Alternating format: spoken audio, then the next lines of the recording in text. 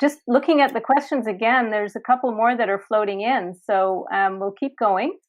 Um, Katie actually is talking a little bit about the self-hate cycle and a tendency to isolate and go into this normal pattern of thinking things are never going to change. Anyone know about that? I know about that one too. People don't like me or anything like that, which might lower consciousness. So it's difficult to get out of. Do you have any suggestions on how to jolt out of this? She's asking.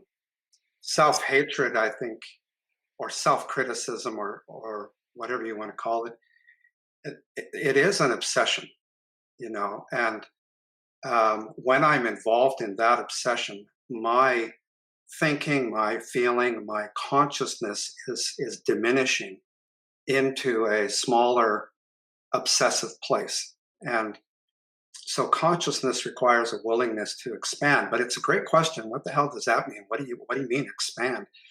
I think for me that the greatest thing I've learned in my life is acceptance. And it's an easy word to say and a tough thing to do. And that includes accepting when I am criticizing myself. It's just like, yeah, okay, I'm criticizing myself. I'm angry with myself. Okay, I am. Now what? Or the opposite of that. Oh, I feel really good about myself. Okay, good. Now what? It's only when I think that I or we get stuck in one of those realms that we lose our perspective, we lose our consciousness.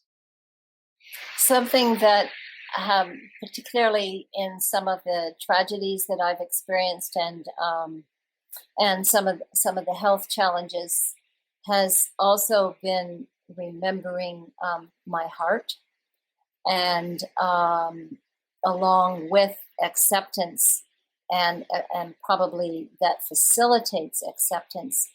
And something that can be learned is to actually consciously choose to open my heart. Now I can help myself do that by actually breathing. And again, we come back to our bodies and we come back to resonance. It's a technique in some ways. However, it activates our heart energy when we deliberately, consciously imagine that we're actually breathing with our heart. So as we inhale, we experience our heart expanding. We actually experience that in our sensation.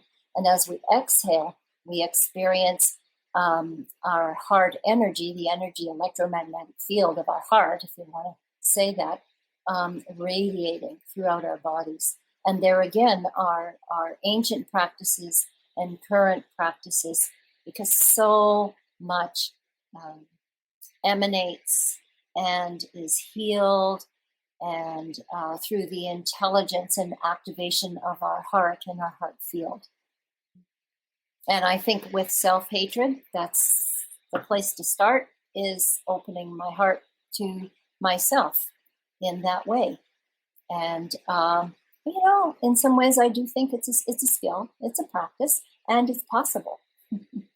Yes, I agree with you, Linda. It is possible, and self-compassion, it starts there. And I really liked what you said, David, about acceptance and breathing into your heart to find that acceptance to start.